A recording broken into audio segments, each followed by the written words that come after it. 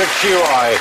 Tonight, as Plato said, let no one untrained in geometry enter here, for our theme is geometry, and sitting around our conic section tonight, we have the shapely Johnny Vegas, the curvaceous Rob Brydon,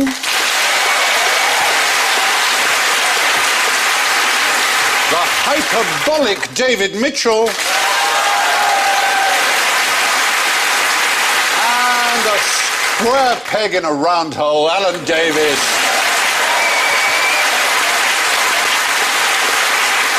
So let's hear your geometrical buzzers, and Rob goes. Bermuda Triangle, disappear. Johnny goes. Do some square, baby, I don't care. Oh.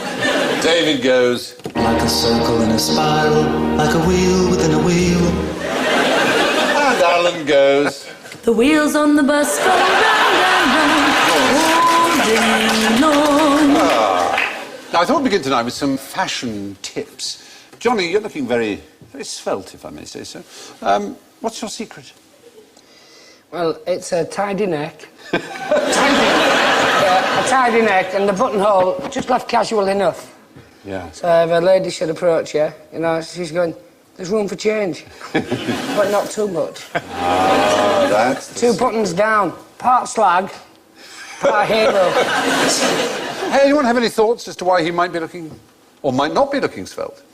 Is it to do with the direction of his stripes? It is to do with the direction of his stripes, Rob Brydon. It is. Look at the picture over there. It's accentuating my breasts. On the left, that's Alexander Armstrong on the left.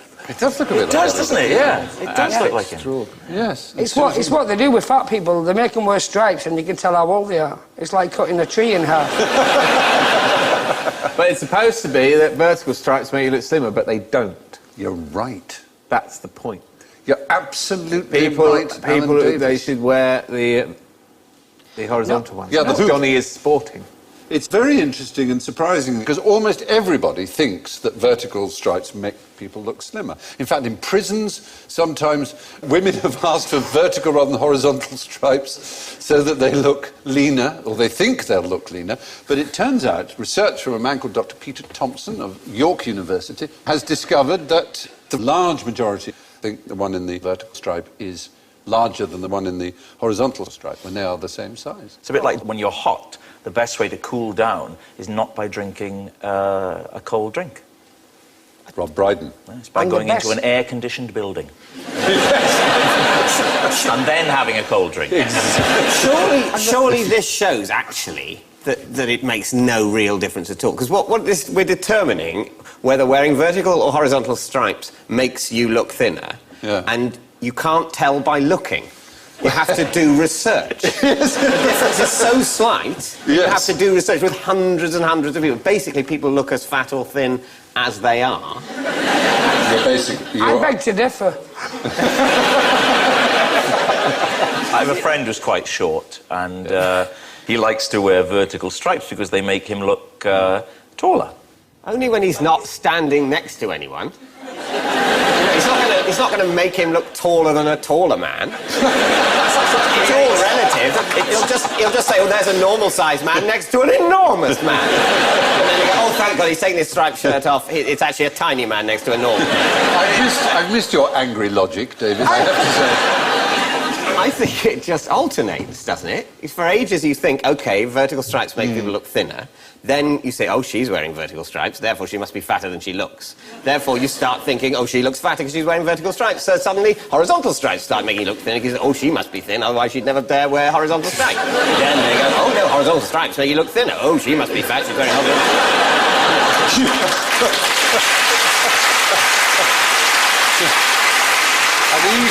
These are the kind of things that go through your mind when you see someone wearing stripes. But then what happens when you see someone walking up with polka dots and you're going, she must be 9 miles long? The point is that, contrary to popular belief, horizontal stripes are actually more slimming than vertical ones. And now, while we're admiring fine lines, David, you may well know this because you're a bright chap. Not the others aren't. But why do I columns... feel terrible if I don't. Yeah, well, you... Why do columns around the Parthenon look straight? Because they are.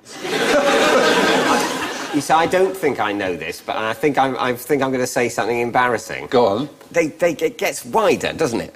So that it looks straight, because it's further away at the top. So in order Well- to stop it looking like it's tapering, they made it This wider. was the theory for a long time. It's a thing called entasis, that if a column is exactly straight, then from a distance it looks as if it bows inwards. It looks spindly. So the secret is to make it bow slightly outwards, so from a distance it looks elegant and straight. But it turns out this isn't what they did after all. And that Alan's very first answer that he almost whispered, which is they look straight because they are straight. That's not a question. No, I know. Why does this man look thin? Because he is. That has taken me on a whole circle, a train of thought. I'm going, the reason they look straight is because they are. And you're going, this is why I struggled in school. It's the Q of If a QI. train travels at 40 miles an hour and leaves at 9 o'clock and arrives in Glasgow at 12 o'clock, how did it get there? And you're going, because it did. It's sort of that. It's the Q. It's not sort of that, it's very confusing. It's the Q of QI. It is going around in a circle, but with a little twiddly bit at the end. Why does that look straight? Because it's not. That would have been a question. It might have been. Why does that look straight? But Because it is! sometimes Sometimes things look... it's... Please don't be unhappy, Johnny. I'm not, I'm just confused at the start. Fine. Let me unconfuse you, because the same man who discovered... I try. You do, Johnny. But no, seriously, listen. The same man, do you remember what his name was? Who discovered that hoops... Peter Thompson. Peter Thompson, very good. And he also discovered that the straight lines on the Parthenon are Straight lines, as a straight. But, Johnny, you can take it up with him because he's here tonight. Ah. In the studio, Peter. Where are you, Peter What's Thompson? he wearing? There he is. Stripes He's wearing a straight moustache. Hello, Peter Thompson. Hello. You've upset Johnny, unfortunately, but what's your point? He's looking fantastically slim tonight because he's wearing horizontal stripes, and it is true. I'll still have a heart attack. Thanks to stripes, I'll be in denial. Stop that, but you will. What do you have to wear to look not dead when you are? Now, why am I looking so good? Well, you're looking good because you're wearing horizontal stripes. They will make you look taller. Vertical stripes will make you look wider, certainly. Which is against what everybody believes, isn't it? Yes, but someone has to do the science to show what is true. Now, if you're really fat, it's not going to make a lot of difference because the effect's not that big. You may have roused the beast within Johnny. I give you my theory. Peter Thompson, thank you very much indeed. Dr. Thompson, everybody. Excellent. There you are.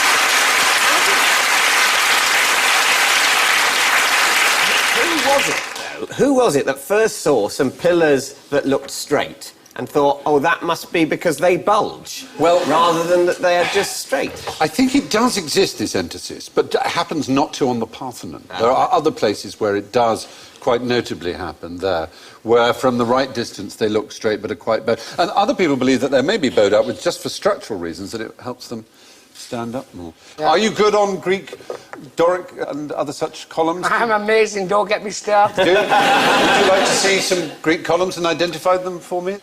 Those are the three classic I had orders. these in a book in my loo, and I've forgotten to memorise them. Oh, any thoughts? Anyone know? Well, the right-hand one, they got slightly wrong, haven't they? It's a little bit slightly too far to the right. No, that is the way they... Yeah, it holds up. That's the Corinthian order, and it's the most decorated, but it starts on the left with the Doric, and then the middle is Ionic. There's one thing that's really missing. Do you know the one thing that is so common? That the rest of the building. Well, arches. They had so much, the Greeks, but they never had an arch. And because they didn't have an arch, they therefore didn't have a vault or a dome. So there's nothing round in Greek architecture. Arches at all? No, it's all The lintel and... Romans must have found that hilarious when they discovered it. Because when they invaded. What, you say your husband's a builder? When's he home? Because I've got some notes for him.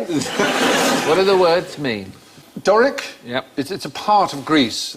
And Ionia was at the Ionian Sea. Oh, so they're And different Corinth, regions. the Gulf of Corinth. Yeah, they're in the middle of the regions. For an extra point, Stephen, Yes, go on. what makes these different to Christopher Wren's columns at the Guildhall in Windsor?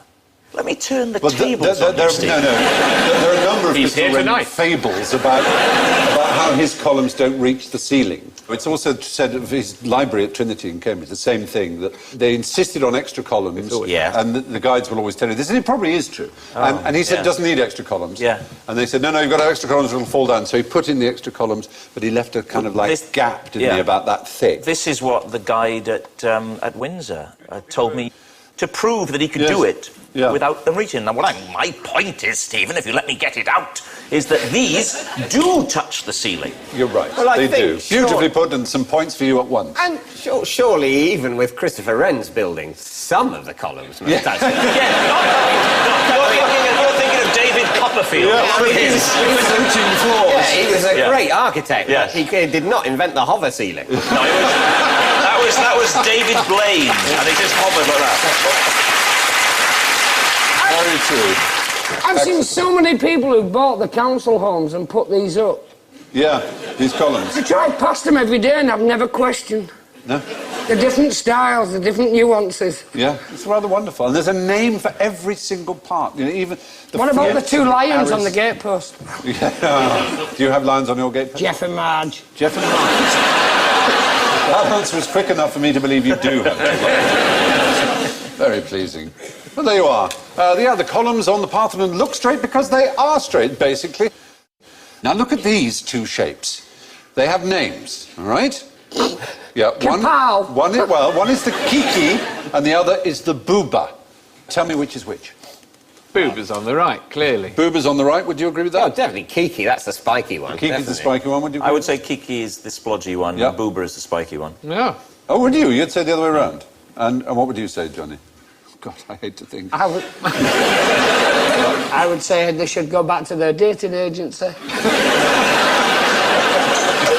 ask for the refund. Yes. Shall we ask the audience what they think? If you think Kiki's one on the left, put your hand up.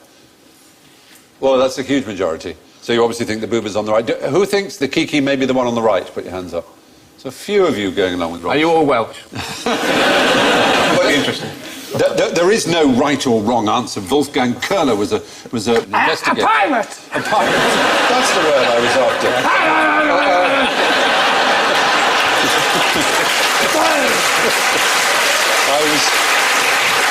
I wanted to say psychologist. I looked at you and all I could think of was psychiatrist. I don't know. It was just... I don't know if it's the same in other languages, but in English, point sounds pointy, blob sounds blobby. That's the point. And the point is that it's true in all languages. That kiki sound, really? to anybody, whatever their culture, whatever their background, they would think that was the spiky one there, the one on the left, Crack the blue one. and a slop. b thing they would think of as a blobby thing. And Is it a that's- form of onomatopoeia, Stephen? It kind of is a form of honour, as you rightly say, matter, as you pointed out, Pier. Well done. That's right. Exactly what I would say. Yes, it is. And it seems to go deep within us in whatever our culture. And there are other languages, for example, in Huambisa, which is a South American language. 98% of people who didn't speak Huambisa, when seeing the words chunchuikit and morts, thought that if one was a fish and one was a bird, that chunchuikit would be a bird and morts would be a fish. Flap, flap, flap, flap, flap. Somehow, yeah. There is a deep onomatopoeia, it seems, within... And yet, the Welsh word for carrot is moron.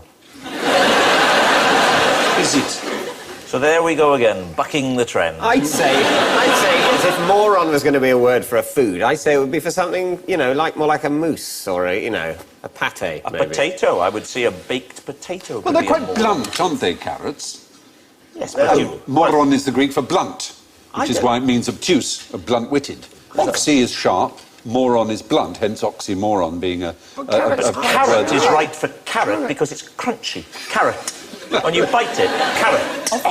Moron, there's nothing morony, is there? Yes. Unless you're being inappropriate with your carrot and going, Whoa. So what about onion rings? Yeah. Exactly, but what rule do Moorish they rather come than under? moron. So, well... Onion Onion. ring. Round No, and no, round. let's not... not that every single word in every language is onomatopoeic. It's merely that an example like that shows... They often are, though, aren't they? They often are, yes. Desk. Yeah. And... Desk. Tin. Father- Tin. Ball. This is how you teach a chimp to speak. Well, then pay attention. Paper.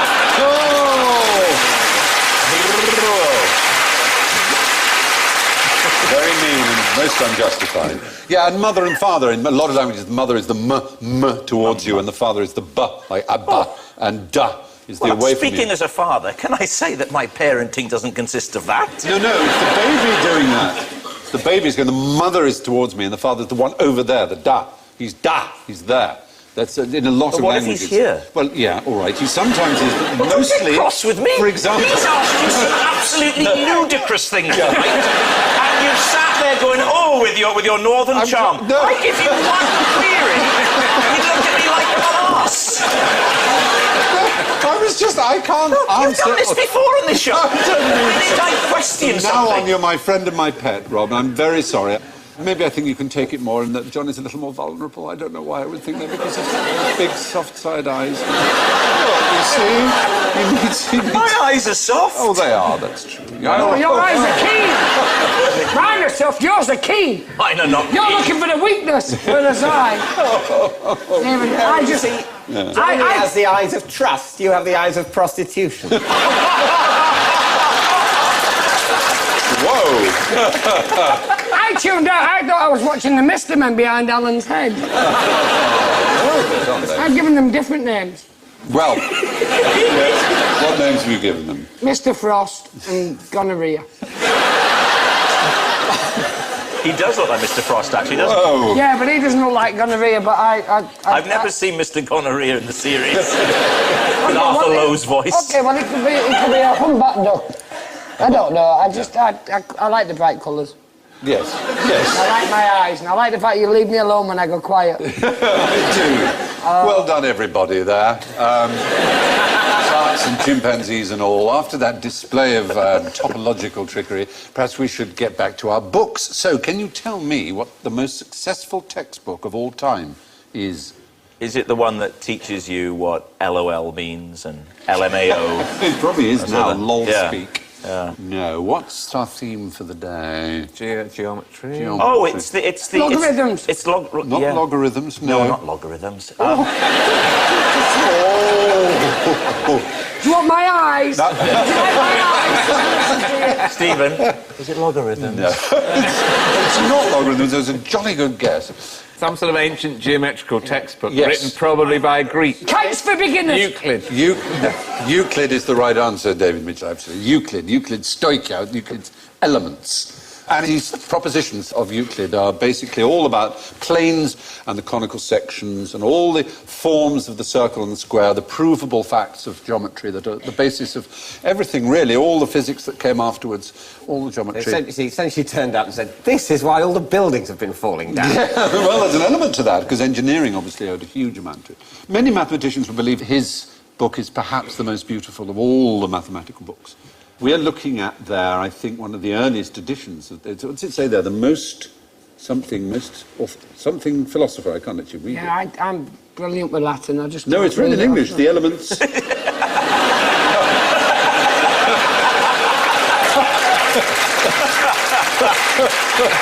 But the names, you're right, the names are written in Greek there. Yeah, that's what threw me. Elizabeth's court magician, John Dee, Queen Elizabeth I. Have you heard of John Dee?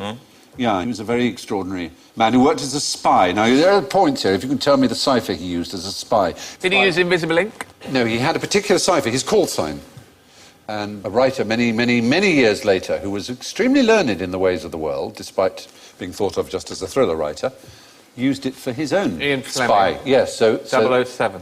007, exactly. It was John Dee's call I sign. sense points. You get points. In fact, you will have 7 points. 7 points. Yeah, very good. Excellent. I could have 700 if you're backwards. That's too much. I'm No, not going to 7. speak again. Yeah, and he was also one of the people responsible for bringing Euclid to the attention of the world. Although he was known as a magician, He was all kinds of different things. Many people. Was he an astrologer as well? He was an astrologer as well, absolutely right, yeah. But interestingly, or quite interestingly, which is all we're after, it was a pop-up book, Euclid, when John Dee produced it. Little pop-up geometric Pop-up shapes. Yeah, yeah. Pop-up books were for adults way back then. The thing is, with pop-up books, when you read normal books, you end up, like, putting them in front of you and just kicking them from behind because you think they're lazy. What, so you're going, Pop, come on, do Just something! like, come on! What's going to happen? What's going to happen? And then, as a 19-year-old, you explain the difference between an illustration and a pop-up. That difference is, for points? Well, if you kick the book hard enough, you break the spine and it's very hard to take it back to a second-hand bookshop.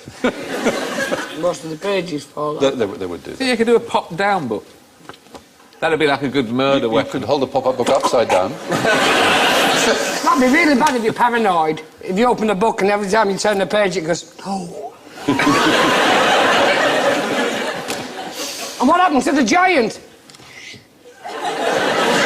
Oh. Now, Euclid's Elements has been a mathematical bestseller for over 22 centuries. Now, let's get our noses out of our textbooks and into our tuck boxes. What do you call a left-handed lemon? A potato. No, but you're thinking along the right lines. We're talking about molecules and their arrangement. You mean the opposite to a lemon? Yeah, exactly. The mirror image of its molecular arrangement. Orange. Is the right answer.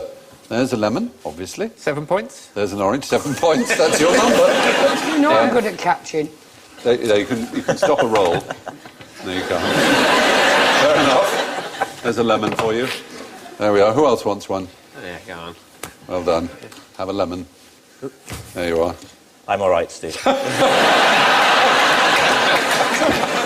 Did he make scissors for both? Or just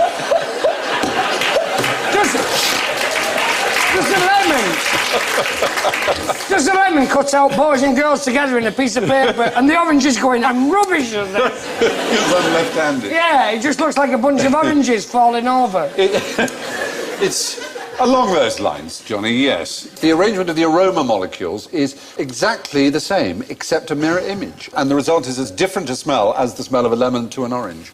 So if you smell an orange from the wrong direction, it smells like a lemon. It doesn't quite work like that because this particular quality of chirality, as it's called, is present in our nose molecules as well. So it hooks onto them and we recognise them in the same way. So the molecules, as it were, dock with other molecules in a certain direction. Yeah, kind of do. It's all very chemical, obviously, but it's interesting because all these chemicals that are discovered to be right-handed and left-handed, like glucose, only right-handed glucose can be metabolized by the body. And so natural glucose in sugar, for example, is all right-handed, and all the left-handed ones are the diet ones, sucralose and that sort of thing, which are the ones that aren't metabolized, and therefore you can eat as much as you like without gaining weight, because they don't get metabolized by the body. So there are useful sides to it, this kind of handedness of chemicals. You've got to go in and ask for right-handed fruit. Are you left or right-handed? Which are you? I'm right-handed, but you know what's really interesting? Yeah. My friend thinks he's right-handed, but his wife thinks his handwriting is so bad because he's left-handed and lives in denial. Ah. Any left-handers? No, You're all he's right-handed? rubbish. Do you know the proportion of right-handed people around the world, not just as opposed to left-handed? 9 out of 10. Just about. It's a little less. They think it's between 70 and 90. It'll be far less on when the average. war comes. With the what? The Morecambs? The war comes. What's a Morecambe? The left-handed and the right-handed. Morecambe. Not when the war. Oh, when the war comes, I'm sorry. I'm so sorry. Okay. I thought it was a family called the Morecambe. Morecambs. Surely one day the right-handed Yeah, will rise up and crush the left-handed. They may do. Yeah, because there's no way I'm feasting on that. Fair point, I think. But yeah. So, yes, is there a prevailing theory as to why right-handedness is the most common? Well, isn't it sides of the brain, and you know, different sides do different things, and you look off to the right when you're making up a lie, you look to the left if you're recalling something real. Yeah. I would imagine it's to do with that, and how straight the columns are within your brain, and whether or not they actually touch the roof of your head. The molecules that make oranges smell orangey and lemons smell lemony are the same, just mirror images. So a left-handed lemon, in a sense, is an orange. How many cricket pitches are there in Kansas? One big one. Well, certainly it's a big square shape, but not a cricket pitch shape, Kansas. Is It's to do with the measurement of corn, isn't it? It's to do with the measurement... It's nothing to do with the measurement of No, corn. you're on exactly the right lines. Americans, how do they measure? Do they use the metric system or do they use a version of our imperial system? They use yards and feet and miles and... Yes, and the length of a cricket pitch, which is? 22 yards. 22 yards, and it's called a chain. OK.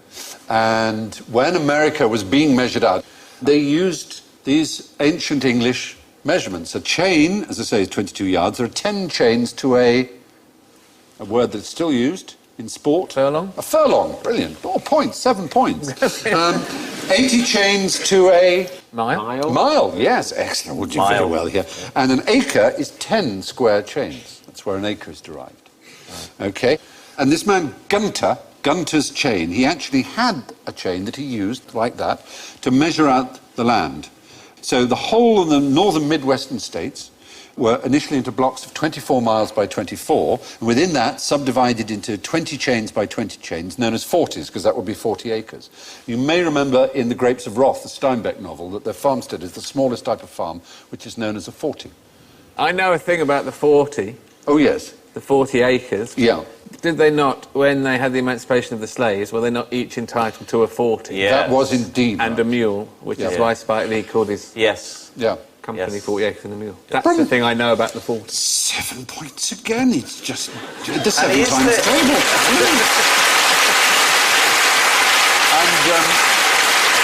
And is the country still divided by the Willie Well, Nelson yes. line? You can see them there. This is from the air. And because Kansas, which is one of the most rectangular shapes of any of the states, almost perfectly so, you can actually calculate how many it is. And it's 3,474,386,388 cricket pitches would fit in there, in fact. That's quite different to the answer I had in mind. Is it? Well, you can save it by telling me what's the capital of Kansas? What city is the capital? of Kansas? Arkansas. No, that's another state. I need a name of it. It's... Kansas City. Oh, it's not all those sevens. You had said squirreled all your sevens away. It's Topeka, if that's of any help. Topeka, Kansas? I've never even heard of Topeka. No. Topeka, Kansas. Well, Topeka mockingbird? Topeka,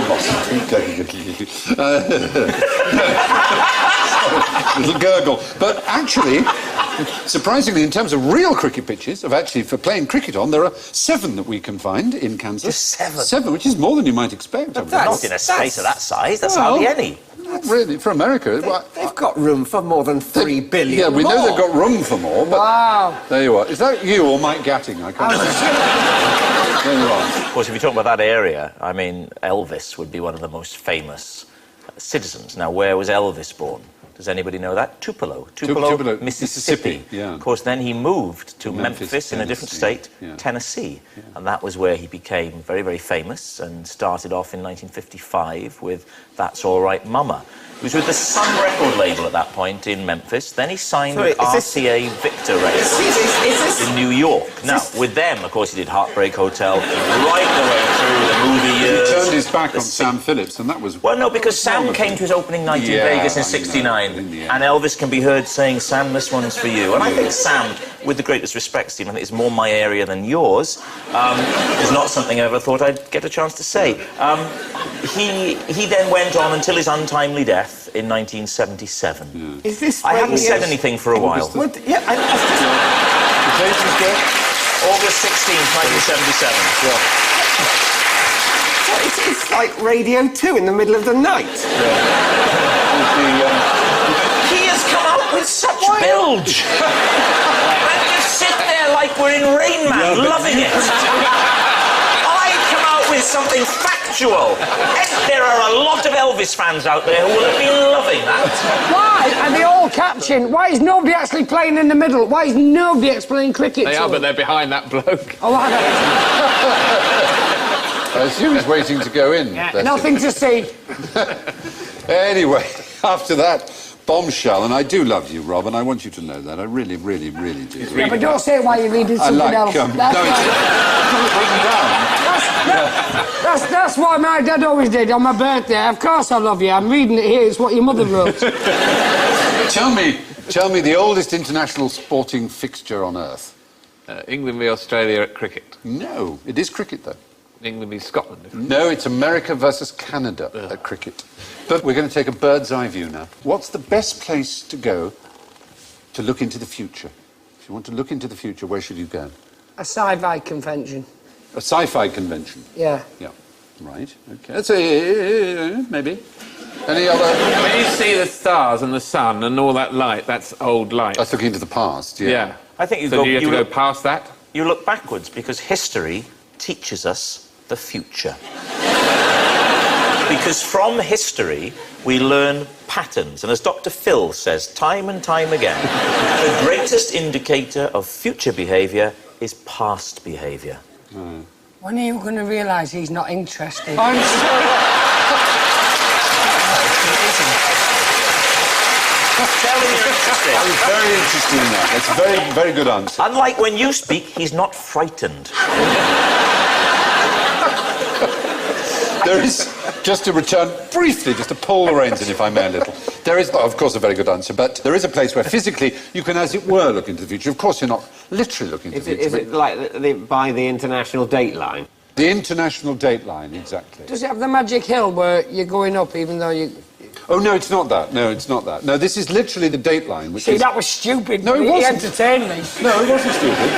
I knew that was wrong, and he went, no, of course it's not the, Johnny, but with you, he just doesn't like you. This divides the... Thanks, Stephen. That's fine. Oh, come on. So that if you're on... Well, looking at it, we'd say the left-hand side of that red line, right, is in time ahead of the right-hand side. So if you were to fly from Los Angeles, in America, on the coast there, to Sydney, Australia, you would lose a day, as I did, in fact, just a few months ago. If I stood perfectly on that line, You drown. and let's just say... Unless you're still on the very spot. If I stood on that line, Yeah. and there's an accident, you could jump over the line and stop yourself from doing it. Aside... You could warn yourself, Yeah. you could wave back and Aside You're from... thinking of Michael does it J. work Fox. both sides? Can you jump back and stop yourself making mistakes? No, obviously it can't literally do that. But if you lost a day flying, so essentially it was 2 days later. I and went you on the don't- 18th of December and I arrived on the 20th. having only lived one day. Having only flown for, the So normal- you were only a day older, and yet Yeah. the world was 2 days older. Yeah. Well, part of the world was 2 days older. Yeah. So if you did that Yeah. every day, you'd live twice the number of days of most humans and would appear, despite only having lived, say, 80 years, to have lived for 160. But you wouldn't Yes, really, it would is. you? People would go, it's amazing, 160-year-old man, what did he achieve? Nothing, he had a long airline. Would you struggle to hold down a job?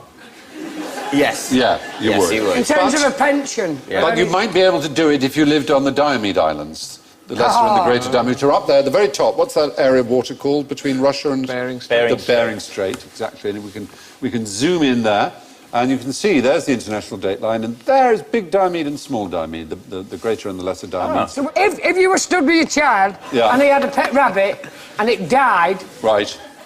could you jump over that timeline with the rabbit It would come back to life, still be and very then ill jump and back die. with it? I'm going to ask you what your opinion is. What do you think? I think, me personally, Yeah. but I'm selfish, Yeah. what I would do, I'd get a jet ski and stay on the line and go around the world Right. Yes. and stay at my perfect weight and this age for the rest of my life. And I would just go around the world continually following that line, shouting advice and being mistaken for God. And if you did follow the line all the way over the pole, where would you end up? So the line doesn't go all the way around. Well, of course, yes, it does. The other side of the pole... You'd end up in Greenwich, Yeah, eventually. it's the Greenwich Meridian on So that at side. meantime, and people go, he's not God, he's Satan. No. So then The I'd be point is, Satan the for a line bit is and go, arbitrary. The line is... Fill your boots. We decided to draw a line. Somewhere we had to, divide the world up but for how- maps and for navigation. How did with we lines do of that? longitude and... Well, we decided that where the naval We base... didn't. Yes, we did. Literally in Britain we Yeah, did. but we No, didn't. our culture did some 100 years ago. We nominated Greenwich So to I be a can't- line. When we discovered the Earth was round and we discovered how these things would best be parcelled out, we said, well, let's have a meridian line about which the rest will go, and we decided to put it through Greenwich where the naval colleges were. So a line is straight 'cause it's straight, but I can't be God on a jet ski. That's about right. That seems to be the sum of today's I wouldn't be lesson. surprised now if my parents came in and had a quiet word with you and asked if Johnny could be taken to another class because they feel Rob isn't learning.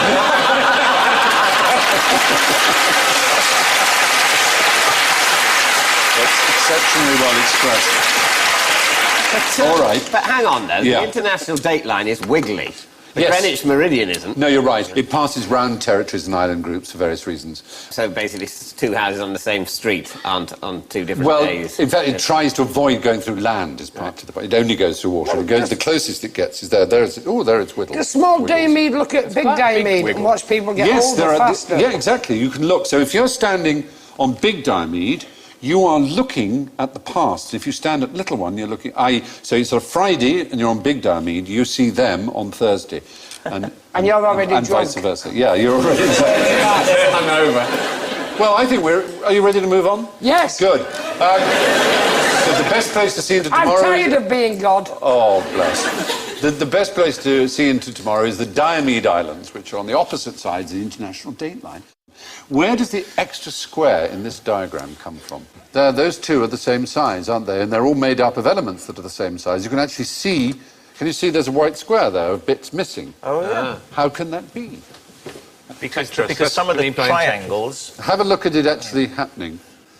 It goes, whoop, that one goes there, that one goes there, that goes there, whoa, like so, like so, like so. So now there's more space in there. Yeah, and that can't be possible. Can it? And yet my eyes tell me it is. Yes. It's not even longer. It's It's the same, isn't it? Yeah, there it is. It is a cheat. That's witchcraft. Yeah, it is rather, isn't it? It was funny enough, rather appropriate. It was a magician who discovered this. It's 5 blocks high. 5 blocks high. The same number of blocks long, by the look of it. It's a very small, subtle cheat. The hypotenuse in the top one and in the bottom one seems to be the same, but they are curved. They're not straight. The red triangle has a ratio of 5 to 2. The blue triangle has a ratio of 8 to 3. So the two triangles are not similar. So it's going like that, Yeah, and like that. exactly. There's One a of them is bigger dipped. area. Exactly. One of them has a slightly dipped line. The other has a slightly up line. The eye assumes they're straight, and it's puzzled by that gap. Anyway, we thought you'd like that. It's quite interesting, isn't it? It's quite interesting. Yeah, there's Quite like. yeah.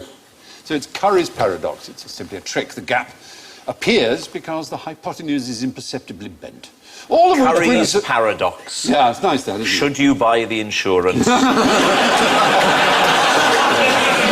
Or just risk it? All of which brings us squarely up against our old friend, general ignorance. So fingers on buzzers, if you would. What's the best place to punch a shark? In a pub. In a pub after loads of pork scratchings when he's really dehydrated. And then you look really hard and people who aren't sharks go, don't want to mess with them. In the eye. In the eye is the right answer, yes. Yeah. A lot of people, for some reason, seem to think the nose. They may be confusing it with dogs. But the eye is the best place. Or the gill. The eye or the gill. It so happens that more people in the world are bitten by New Yorkers every year than they are by sharks. But not in the water, though. I think, though, you have to take into account the relative seriousness of that event. Well, no, actually, funnily enough, 81% of victims attacked and bitten by sharks suffered minor injuries. OK, how many New Yorkers a year bite someone's leg off? I don't know, but they may well cause rabies and other hideous diseases. Well, And certainly more people are killed in America by lavatory accidents than sharks. But what saddens me is 120 million sharks every year are killed by us human beings. For their fins? And just for their bloody fins. Just And for it's what, sorry? Fins. Shark we're not. fins Often too. the rest of the body's thrown in the water. It's a tasteless thing, a shark fin as well. It doesn't even taste of anything. Chicken stock has to be added to it to give it flavour. but I hate sharks. Well, why would you? They are beautiful, extraordinary No, they- animals. They they don't don't- harm anybody. What, because you find them ugly? I think they're scary. They're incredibly scary. Every cell in my body, when I see that, says, it is the enemy. They've got far more reason to be scared of a human than a human Majority has of of a mammals scarf. see human beings and exactly. I would say they would. Look at the miracle of their teeth. That's extraordinary. I can They have totally see rows your- of teeth. You No, said- listen. Yeah. Their teeth go backwards. and they bite, and then they fall out, and the next one literally comes forward like they've got conveyor belt of rows of teeth going all the way back in there. More impressive than that, Stephen, is how she's managed to do a lipstick underwater. It is rather, isn't it? Very pretty and charming. Now your talk of razor-sharp teeth on a conveyor belt's making them sound quite sweet. So, anyway, a shark's nose is a shade too close to its mouth to go jabbing around there, so your best bet is to go for the gills or the eyes. How many legs does an octopus have? I mean... The clue is in octo. Does it vary, depending on the breed? 2 legs is the right answer. I saw one in Panto. Yay! That's to say, when octopuses move around on the bottom of the ocean, they use 2 of their tentacles for kind of ambulatory gait, as you can see behind there, and the other 4 they use for holding food and so on. So they could be said to have 2 legs and 6 arms. How much of the moon can you see from the Earth?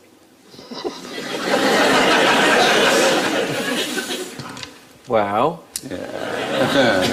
you can see one side of it. Yes. There is this strange thing called libration, which is it's like vibration beginning with an L. It's a thing that was noted by quite a few of the early astronomers. Can I say, sorry, Stephen, but if that's an acceptable way of defining a word, What? libration. It's just like vibration, but beginning with an L.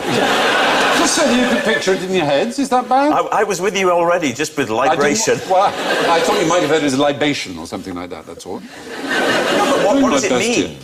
Well, I was about to tell you, and then somebody came and said... No, I'll tell you. You get this kind of jiggling effect. Basically what it comes down to is you can see about 59% of the surface At one of the time? moon from Earth. Obviously, when it's a new moon or whatever, then you see it's a lot less. But you can see 59% of the surface, rather than just 50, that's all. And that cosmic wobble brings us to the end of another QI show. So it's time to check the form and see what sort of scores we're dealing with. My word, it's absolutely fascinating. It couldn't be fascinating-er. We have a tie, would you believe it, for 3rd place. Rob and Johnny on +2.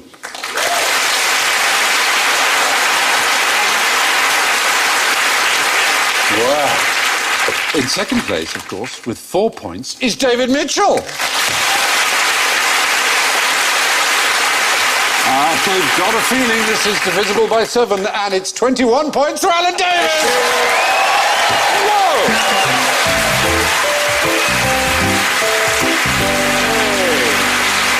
And that's all from this geometrical edition of QI. So it's good night from Johnny, Rob, David, Alan, and me.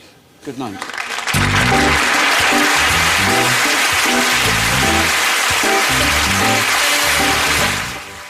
And you can take the ultimate QI quiz at joindave.co.uk. Don't go anywhere right now, though, because coming up next, David Mitchell hosts New to Dave comedy quiz, The Bubble.